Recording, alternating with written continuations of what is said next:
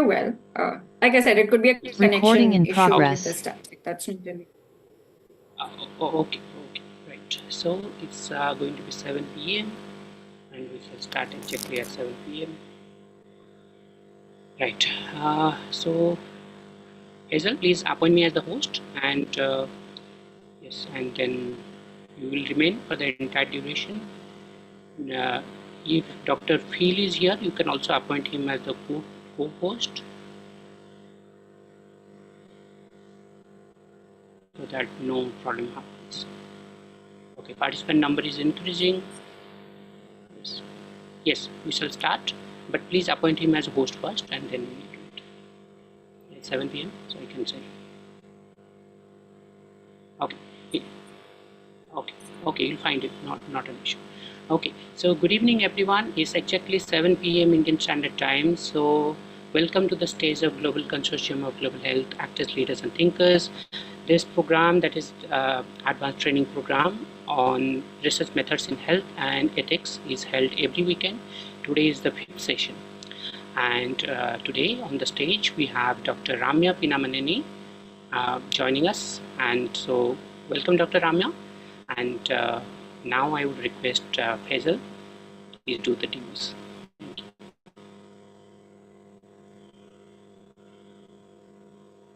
Faisal.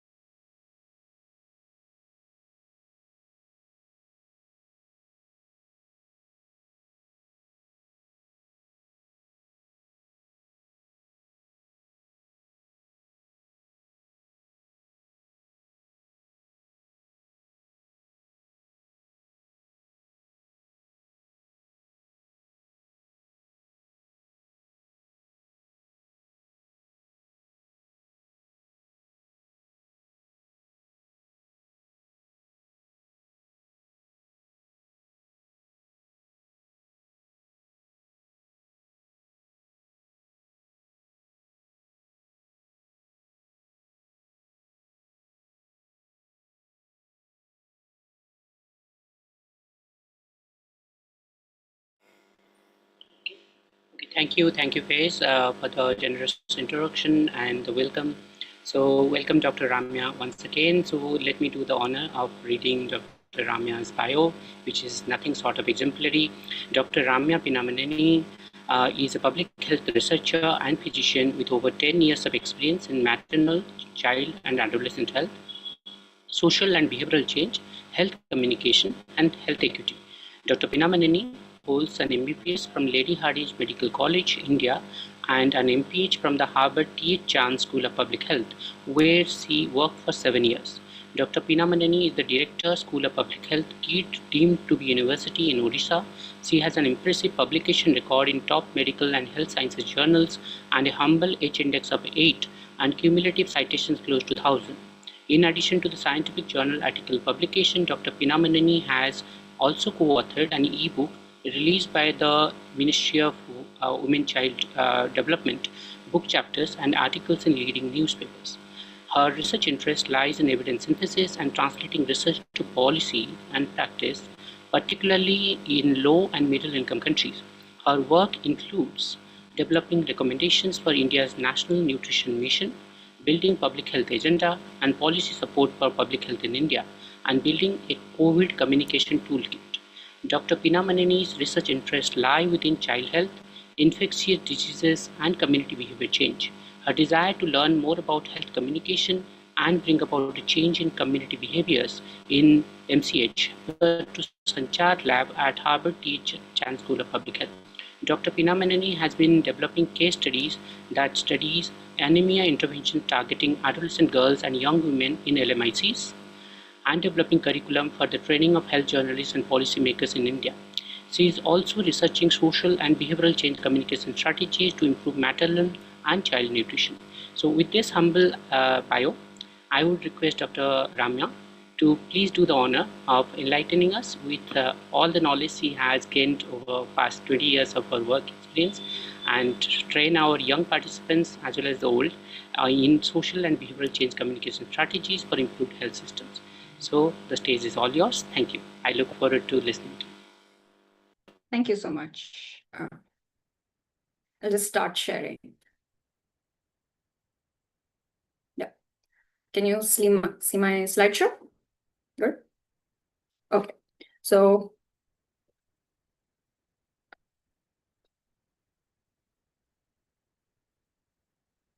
I'm sorry. Yeah.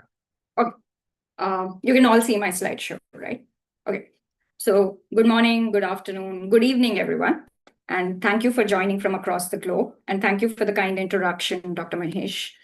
I'm Dr. Ramya Pinamaneni, and I'll be speaking today on social and behavioral change communication strategies for improved health systems. So I will refer to this as SPCC, social and behavioral change communication. And I will talk about how it's not just a tool for awareness, but a catalyst for strengthening the health systems. I'm excited to share examples from my work as a physician and as a researcher at both Harvard and at Kitt School of Public Health.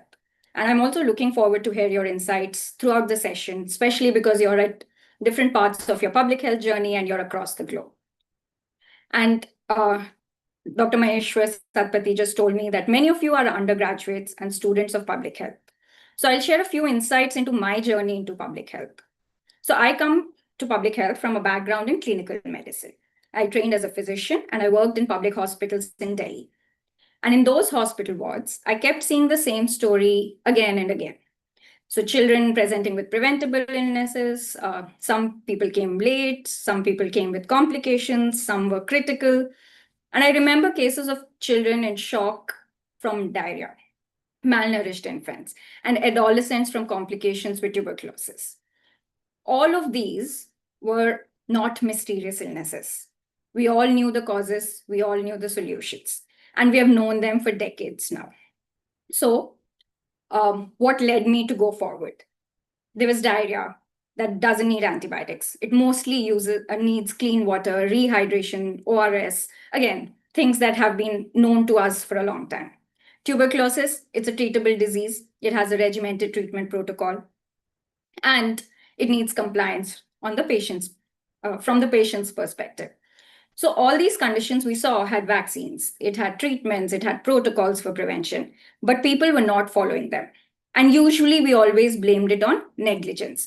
We blamed it on the system, we blamed it on the people's negligence, but it led me to ask a few questions.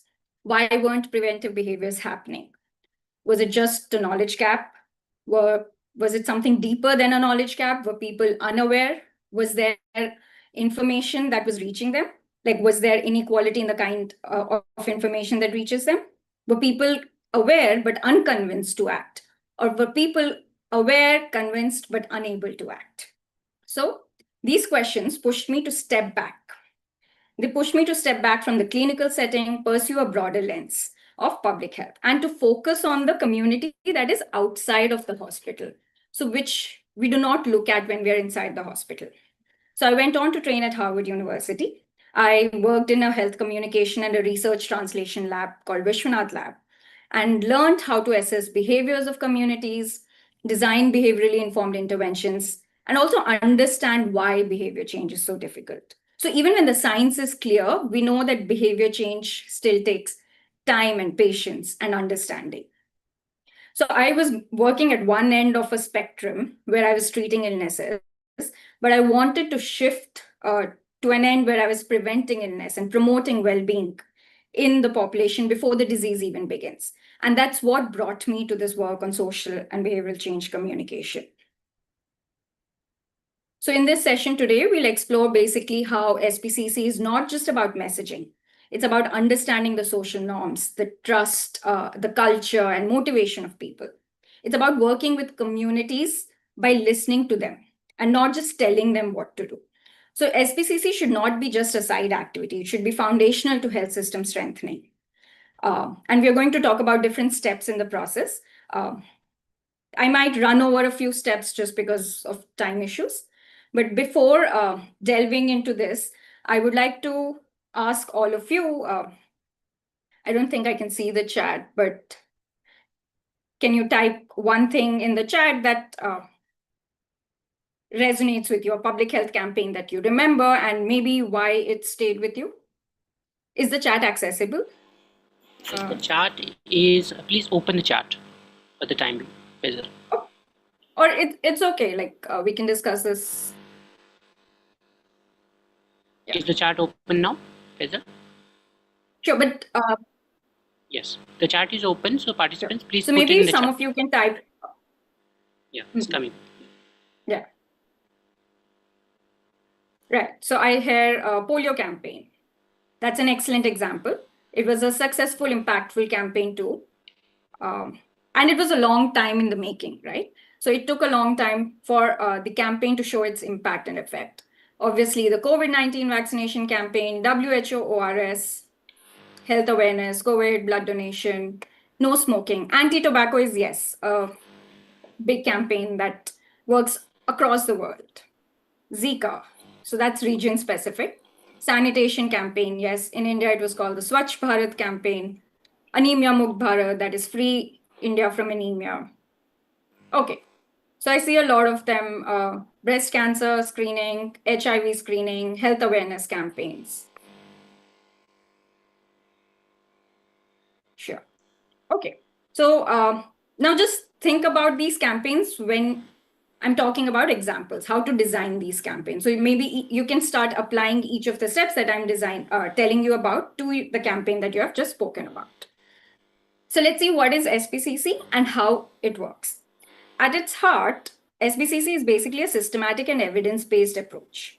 It's not just about throwing out information, but about strategically designing and implementing a communication strategy.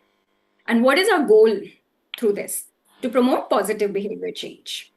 We are not just targeting individual behaviors directly, we are trying to influence the underlying attitudes and beliefs they have. So we are aiming to shift how people think and act when it comes to health. So positive health outcomes. When we look at various levels at which SPCC can work, it can be at an individual level, at an interpersonal level, an organizational, community, and a society level. So across entire societies. And ultimately, all the actions we want are to lead to overall well-being of the population. It has many real-world applications. You've all talked about a few of those campaigns, immunization campaigns like COVID-19, pediatric vaccinations, anti-smoking campaigns, nutrition education campaigns. So in the coming few slides, we are going to talk about some of these campaigns or refer to some of these campaigns because they all illustrate how principles can be applied to different public health issues. Now, communication has evolved over time. Initially, we had information education campaigns or IEC that focused on just giving information or providing knowledge and raising awareness.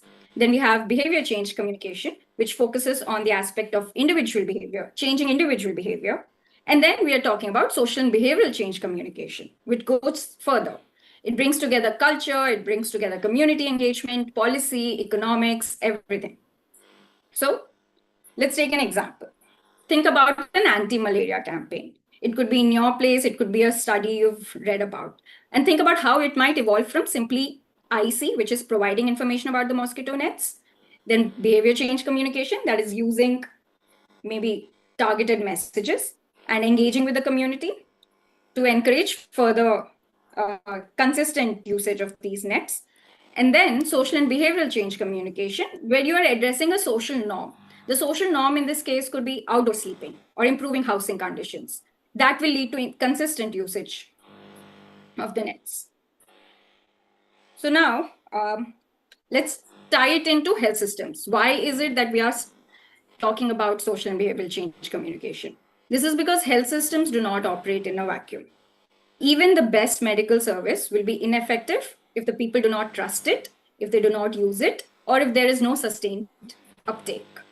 So SBCC, which is social behavioral change communication, helps generate that demand. It helps improve the service quality and bridge the gaps between people and systems.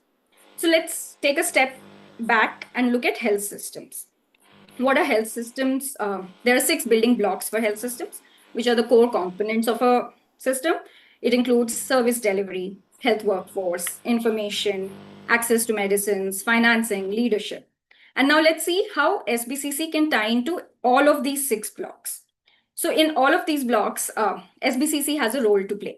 For example, if you look at service delivery, you can generate demand for services. For example, you can encourage women to attend antenatal care clinics, or you can encourage parents to take their children for vaccination or caregivers. And this, thus, SBCC strategies can improve the utilization of services that are being provided. When it comes to health workforce, you can train them, you can motivate them, you can help them understand counseling. Access to medicines. Think about campaigns that will promote adherence to iron folic acid tablets, compliance to TB regimens, or antibiotic stewardship programs. These are all useful to strengthen the health system. Now let's take another example. Let's take the example of anemia control. So many countries distribute iron and folic acid pills to pregnant women and also women of reproductive age or adolescent girls. So in India, as per the Demographic Health Survey, it is seen that 88% of women with a birth in the past 5 years were given or purchased iron and folic acids during the pregnancy. But when you look at the number of women who have consumed it or taken it for at least 100 days, which is the recommended norm during pregnancy, only 44% took it. So what is happening? Why are 88% receiving the services, but only 44% practicing or complying with the regime? There is a gap that we need to address. So health systems are providing the pills, but the compliance can only be improved through campaigns that understand the needs of the women. So we have campaigns like the National Nutrition Mission in India or the Anemia Mukt Bharat, which is the Free India of Anemia program. And these can be framed to include the women and also their support systems, such as if you look at this poster, it is including the husband. Some of them include the family members. They need to make sure that this environment around the women also supports this behavior change. Thus, we can see that these campaigns are highly crucial for any service uptake. Now, again, moving backwards, let's talk about what are the factors that influence behaviors. We need to understand that there are multiple factors. At the individual level, it is often about knowledge, attitudes, beliefs, efficacy. But At a social level, it can be about gender roles. It can be about social norms. So for example, women in many cultures, in many societies, eat last in the house.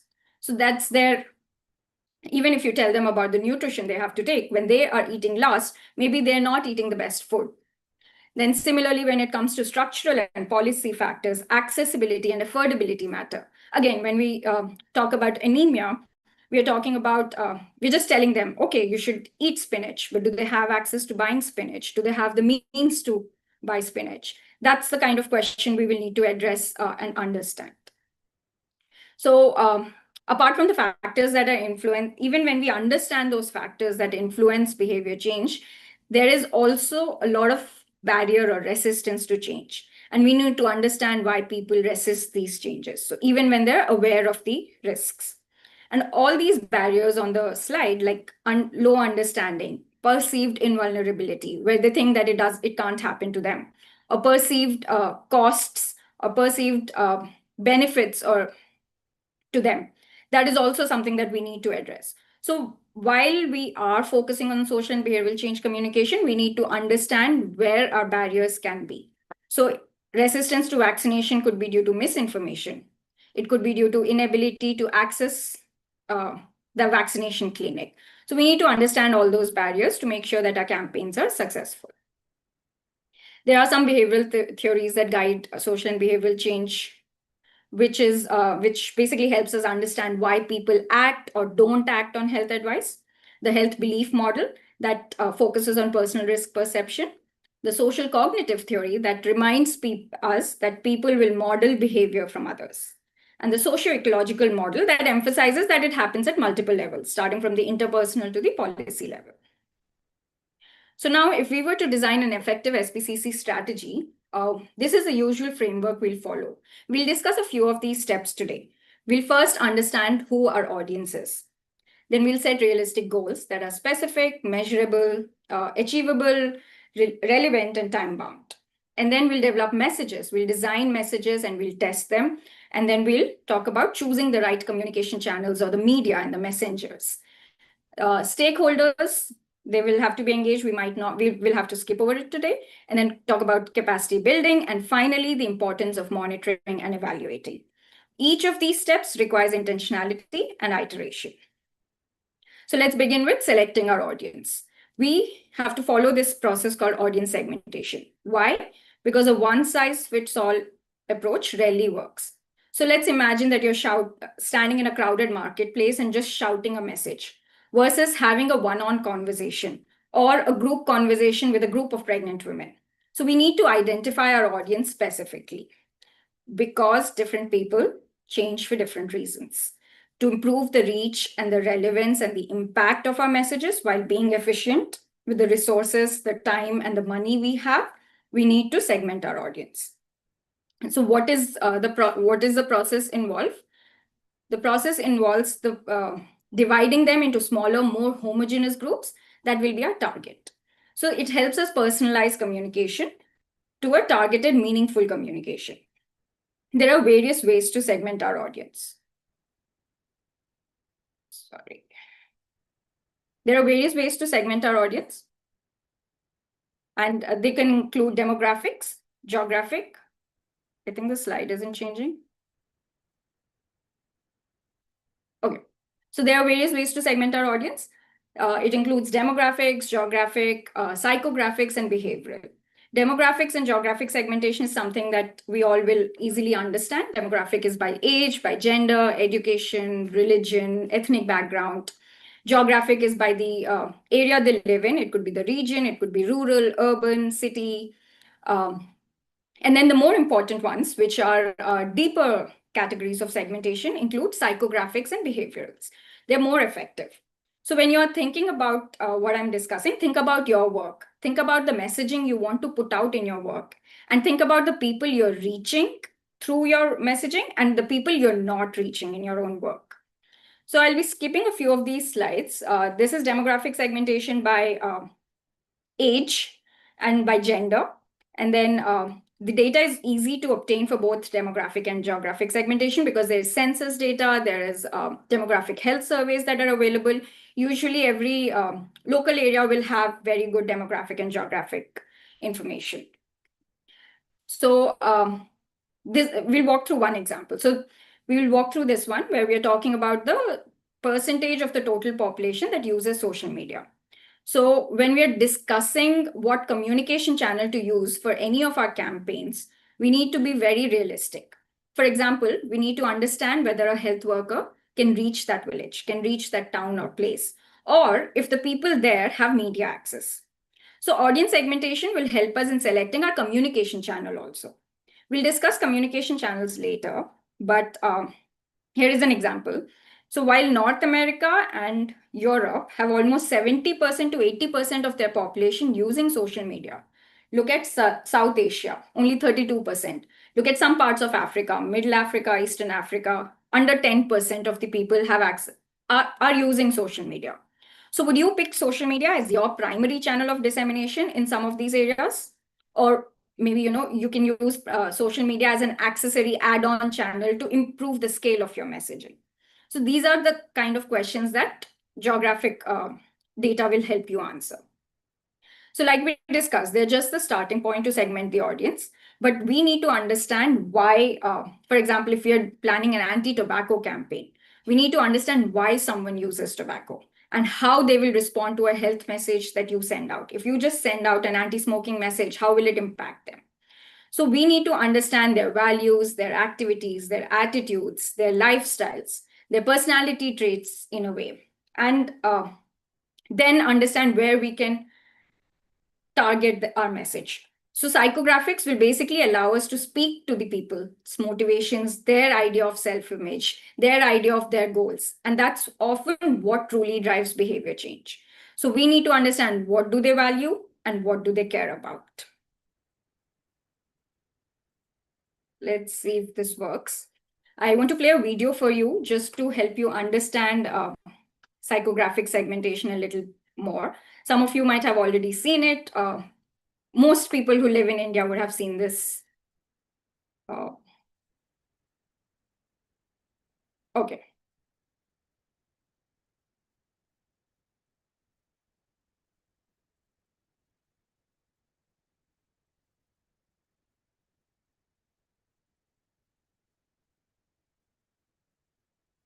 Six habits.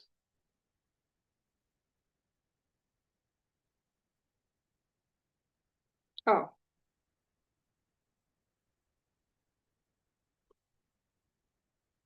I'm sorry, can you see the video? Can you see my screen? Yes, I can see the screen. Yes, the video is coming up. Okay.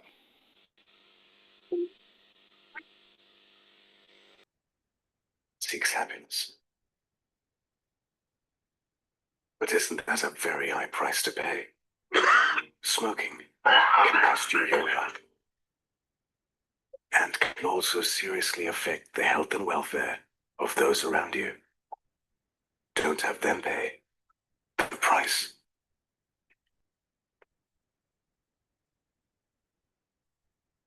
Okay. I think the video stopped, but basically what is this video doing? This video is speaking to a parent. It's speaking to a motivation that a parent has. They want to take care of their children.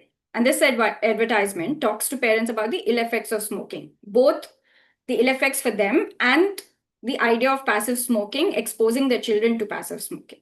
So by targeting parents, this ad will have a stronger impact. But if you send the same ad to an adolescent, they might not have understand this idea of caring for a child.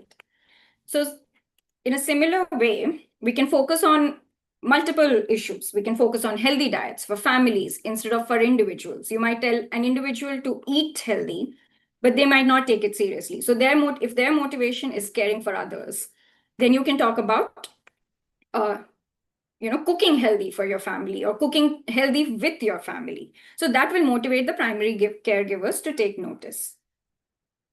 Now that was psychographic segmentation. So now we'll talk about behavioral segmentation. Behavioral segmentation focuses not on who the people are, but what they do and how they behave with respect to a health issue. Again, for example, tobacco use. This is one of the most commonly taken examples. We can segment the people based on their actions, their usage patterns, and how willing they are to change.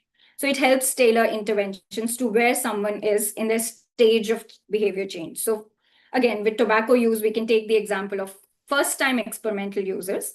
They are just beginning to use it. They're not yet addicted versus another group of individuals who are addicted smokers versus another group of individuals who are addicted smokers who tried quitting but relapsed.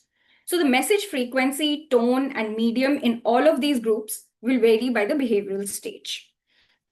So for example, if you look at this poster, it's talking about quitting cigarettes is not a perfect process. We see a person who's narrating her or his story of quitting cigarettes, that it is okay to relapse, that it is okay to try again. And this might relate well with people who are struggling to quit, and this might motivate them to take the action. So this is the kind of segmentation we do when we talk about behavioral segmentation. So now we have discussed all these various ways to segment populations. But how do we know which individual falls where? So we know that surveys and censuses will generally provide us both demographic and geographic information. But what about the psychographic and the behavioral data? There are obviously some studies, there is literature that we can review, but your step will always start with listening to your audience. So keep in mind that you can start segmenting your audience only when you listen to them. So you need to conduct a needs assessment, and this can be done through various modes. It can be a quantitative survey that you distribute either online or offline. It could be qualitative interviews or focus groups that you conduct. It could be mixed methods where you use both knowledge attitude surveys and you use a narrative inquiry of sorts. And then it could be observational studies. For example, point of sale behavior. You go stand at a shop and understand how many alcohol bottles are being sold, how many packs of cigarette are being sold, and who are the kind of people coming to purchase those items. So that is an observational study. So I'll just help you understand the needs assessment component through a study we did 4 years ago. This was a study that illustrated how both quantitative and qualitative research methods can be employed to segment our audience. So we analyzed data from NFHS 5, that's the Demographic Health Survey for India. And we looked for associations between socio-demographic factors, media exposure, anemia, and infant and young child feeding practices. This helped us identify various patterns and trends. So overall, if you look at it, we found that women who have high exposure to newspaper and movies were less likely to be anemic compared to women who had no exposure to these media sources. However, we all know, most of us have already read that correlation is not equivalent to causation. So we wanted to go deeper. NFHS 5 or this survey has no information on the type of content they were receiving. We just know that they were exposed to newspaper or a TV channel or a radio, but not if there was actual anemia-related content in that.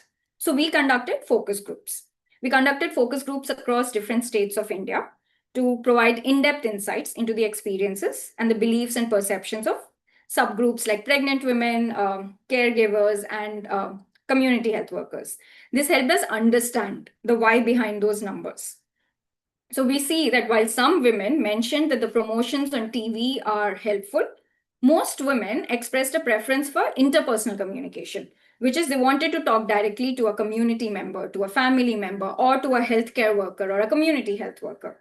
So what we want to say is that while we can continue using mass media, digital media to bring our message to scale, we should focus on training the community health workers too for interpersonal communication. So the combination of this quantitative and this qualitative research provided us a comprehensive understanding of the target audience, which is crucial for effective segmentation and message tailoring. Is there any background noise that you can hear or fine? Okay. No, I can't hear anything. It's all fine. Okay. If there is some event happening outside, I'm sorry about it. Yeah. Okay. So we've basically discussed audience segmentation. So now we'll move on to the next step of our process, which is designing our messages and then testing it. The message is basically what we say and how we will say it. We'll think about the question that we asked in the beginning, which is what was the most memorable health campaign that you can recall? Now think about why you remember it. you all named a couple of campaigns. What made you remember that campaign? What do you think made that campaign successful? Was it something like an emotional connect with you? Is that the reason why you remember it? Is some of you have public health students, so you might have done a case study on it. But apart from it, look at it from a layman and think about why you remember a particular campaign. Was it very clear? Was it personal? And then think about all the future coming topics that I'm going to talk about. So when we're designing a message, we can frame it differently. How we frame our message will really matter. So gain framed messages, which is basically do this for better health, or often they work better than loss framed messages, which says do not do this or you will die, which is if you smoke, you'll die, or if you smoke, you'll get lung cancer. That's a loss framed message. So it has been seen, and multiple studies have shown that gain frames work well with preventive behaviors like vaccination. Whereas loss frames work well with detection behaviors, like screening for cervical cancer. So if you tell them that you can get screened, the loss frame works better. So now let's briefly explore another study. This was from a organization in California that tried understanding the effects of anti-smoking messages on smokers. Now this study found that the positive messages about the benefits of quitting were more effective than the warning labels. So you've all looked at warning labels on cigarette packets, and those are lost or fair-induced messages.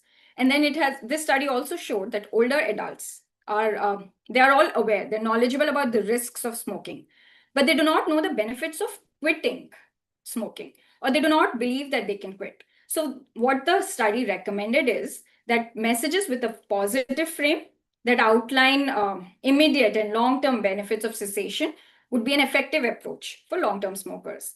So these are some of the examples. These are the graphic warnings that you usually see on smoking packets. And according to that study, these are not as effective for older smokers, which is again a psychographic way of segmenting them, or behavioral way of segmenting them, which is they're addicted to smoking. So what helps in their case is making them understand the benefits of cessation, both short-term benefits, where you're saying within 2 weeks, your lung function begins to improve, or the long-term benefits, where you're saying that in 10 years, your risk of dying from lung cancer is reduced by half.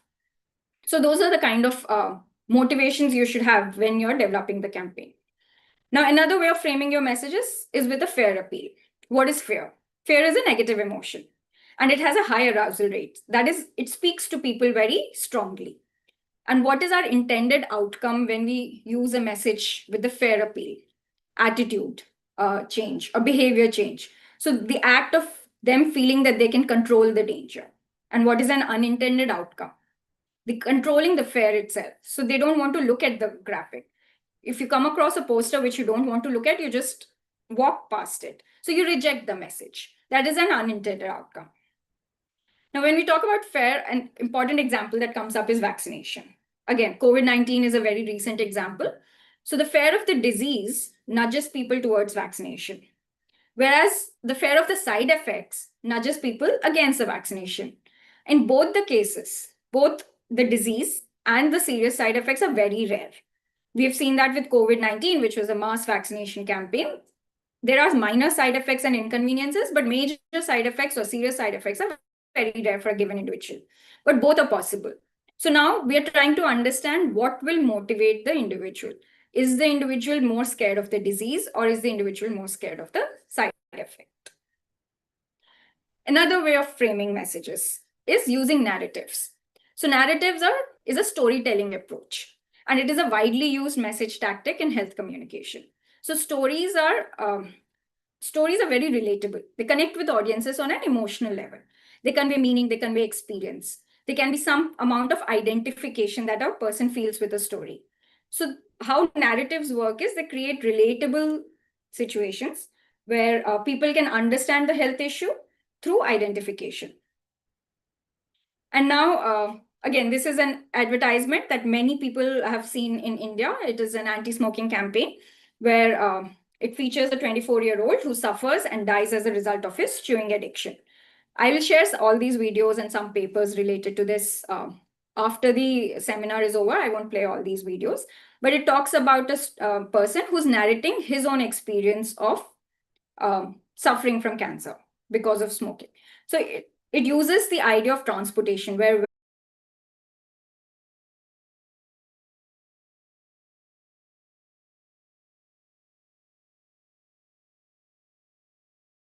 Recording in progress. The iron pills, Recording in progress. The iron pills. So this is one poster from the India's national program. And then we can also frame it in a loss frame. That is, their children's development will be hampered if they have anemia. And this poster is taken by from WHO. Now, we also need to look at what remains outside the frame. So we focused on the mother, we focused on the child, we framed our messages. But what are some of the other factors that influence these high anemia rates? There are multiple studies around the world that talk about lack of information about IFA pills, lack of knowledge about the symptoms of anemia, or the fact that many women think that those symptoms are normal, like fatigue and dizziness are normal according to them. These have very well been addressed or are in the process of being addressed by IEC campaigns, which is information education campaigns. In our study also, we saw that the level of knowledge that women have about anemia have increased over time. Most women knew what anemia is, they knew the importance of IFA pills, but there was still a lack in compliance. So what is still persisting? Things that are still persisting are expectations to prioritize household chores and family health over a women's health. Like I mentioned before, in many cultures, women still eat last. Or the fact that many women still depend on their husband or another caregiver to get permission to purchase the pills or to take the pills, and other accessibility and affordability issues. So now, how do you want to address these issues? So we can talk about a different type of framing. So like I said, if women are eating last, then we need to talk about disseminating the message to the family. We need to focus on a collective frame where the family is involved, where the community is involved in our messaging, and we can change food traditions. So this is an ad. Again, I'll share the link to this ad. It's called Project Sridhan, wherein the family is asked to invest in the right diet for a mother-to-be or a pregnant woman, using an occasion which is equivalent to a baby shower to frame this message. They're talking about you invest in gold, you invest in different type of things, but invest in iron-rich foods, invest in IFA pills for your daughter or daughter-in-law or wife. So it is collective framing where everybody is given the onus of taking that responsibility. So now we have spoken about all these different messages that we can design. And for all this designing, we need to conduct needs assessment. Like we discussed, to understand what will work as specific population. So this ad might work in certain economic zones, but might not work in low socioeconomic area. We've designed these ads. We've designed this video ad. We've designed posters. We've talked about social media ads. But now once we design these messages, we need to test them. And what do we do? How do we test them? So imagine that you do not test a message. Imagine you are spending a huge amount of money on a national campaign and only to realize that your message offended your audience or that the audience is not even able to comprehend your message. So by given a chance to catch that early on and to iterate and improve our message. So it can also give us a chance to compare which message is more effective. You can develop multiple messages. You have 3 messages. You put it through a message testing framework. You get audience feedback, and you develop one efficient, optimized message. So before full-scale rollout, take a representation of your population and always test your message. And there are different methods for testing messages. There are various ones. A/B testing or split testing is the most commonly used. It is very easy, straightforward. You have 2 or more versions. For example, you have a gain message and a loss frame message, and you're giving it to the audience and asking them how they feel. You're capturing their outcomes in terms of, do they understand the message? What kind of emotions are you evoking in them? The way they feel because of that message. And then any unintended reactions if they have. Apart from it, you can also measure their intentions, the change in intention or motivation. After exposing them to a COVID-19 message, do they want to go get vaccinated or not? So this is the kind of testing you do when you do A/B testing or multiple message testing. And to understand more in depth about how they feel, you can conduct focus groups. And this will give you better idea of where to tweak your message or how to tweak your message, and not just message, even the communication channel. Maybe some people are saying, if this was presented to me in a video format, it would have appealed to me rather than in a poster format. Other ways of testing messages include heat maps and surveys and rating scales. And testing doesn't have to be expensive. Testing just has to, you just have to design it in such a way that it gives you all the information that you need. This is another study, not done by me. It's from from Hopkins University, where the authors tested various formats of COVID-19 message. So COVID-19 vaccine messages. And they tested two messengers or communication channels, which is a healthcare provider and a peer or a friend. So the authors were testing which message resonates with the participants, and they framed In progress. and then the authors found that healthcare messages that were delivered by healthcare providers had the highest impact or to make people get motivated for vaccination. So these are the 6 different versions. I'll again share the paper link with you. It's a nice study where if you're focusing on, for example, disease outcome, they're talking about the COVID-19 vaccine is safe and effective. More than 5 million people have died. Whereas if you look at economic outcome, you can say that people get severe COVID, take 6 weeks to recover, so they lose productivity. And then social norm, like we discussed, that most of the world is getting vaccinated, so should you. So those are the kind of framings they used. Let me know if we need to take a break at any point. Good to Yes. continue? No, we'll take a break in between after 5 minutes maybe, and we'll have some questions answers. Participants, please keep putting your questions in the Q&A section, and we'll read out and we'll have a discussion, and then Dr. Ramya will again continue. So we'll continue for next 5 minutes, and maybe we can then take a break. Sure. Okay. So we just discussed segmenting our audience. Then we discussed message design, how to design a message, how to test a message. Now you have all the messages ready. Now we need to reach our audience. Where do we reach our audience? Where they are, which is the communication channel that is most effective to use for them. And also in terms of when I say communication channel, it can be a media channel or it can be a messenger. So it can be people who they trust. So when you think of your audience, think of, do they watch TV? Do they use Instagram? Do they trust community health workers more? And that answer you get will guide your channel.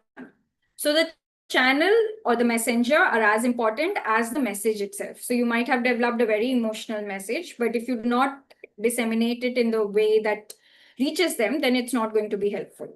So in the work that I did with mothers and community health workers to improve their maternal child nutrition outcomes, we found that community health workers, then they will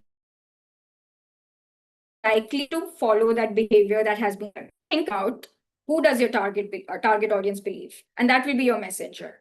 The various channels that you usually have are traditional media, which includes TV, radio, newspaper, digital media, which you started with SMSs and phone messages or recorded messages, and now has spread onto social media.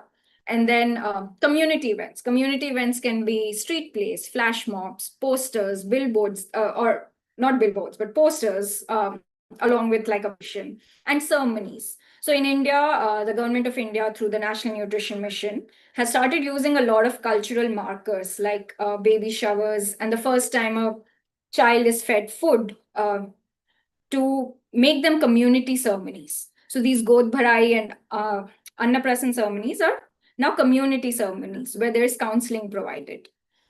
So apart from these modes of communication, you can also have interpersonal communication, which is teachers in schools can provide information on HPV vaccination to adolescent girls because students usually trust their teachers the most. Then doctors, healthcare workers, community health workers, they're all obviously other messengers and channels.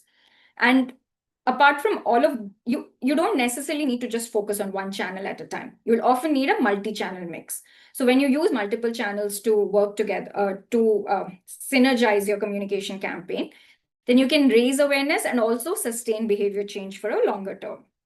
Some examples include for the youth in urban cities, maybe you'll use Instagram, YouTube. You'll use influencers and content creators. So, for example, yoga day is coming up. And now all the influencers on various social media channels will talk about yoga and the health benefits of yoga. Whereas if you're looking at rural women, what are you going to use to reach out to them? Maybe community health workers, maybe local folk songs. You'll adapt local folk songs. When you want to use smokers with prior quit attempts, we'll use posters like we saw in the beginning, or we'll use healthcare providers who can talk to them directly. And then for the general population, we need something that can be scaled. So that can be mass media, TV. So all of this are just examples. The choice will depend upon the population you're reaching out to, the region they're in, and the access they have to these different ideas. So again, like we discussed in the beginning, we saw that the percentage of population that were social media users varied across different countries. But now we're going to dig a bit further. We're now looking at the gender balance or the imbalance in social media use by region. So when you look at North America or when you look at Europe, Northern Europe, they both have 50-50 gender distribution in social media user identities, which means 50% of the users are male, 50% are female. However, when you come to Asia, South Asia, you see that it's 36% female users, 64% male users. Similarly, in many parts of Africa, you're seeing 40% to 60% users. And these facts, these data points will help you decide your communication channel. And if you want your message to reach a certain gender, then you need to select a certain kind of channel. Now, these are some pictures of the conversations I spoke about. So if you're using cultural markers of a pregnancy, like a God Bharai ceremony or the Annaprasan ceremony, which is the first, when the baby turns 6 months old and you feed them their first complimentary food. This can be used as a platform to explain what are the kind of food items that can be given to a child, explain what are the different challenges that can come up. If comes in the news, platforms have now been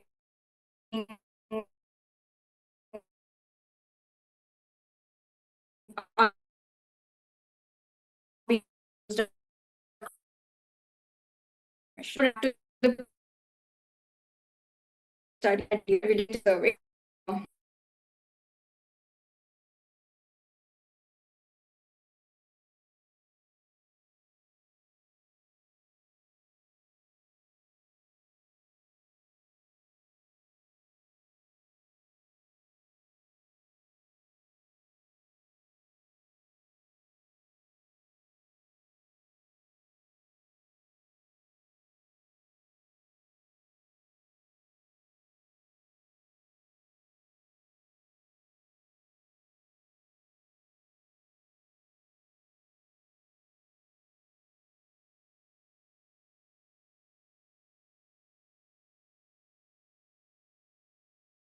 Recording in family progress. members also, they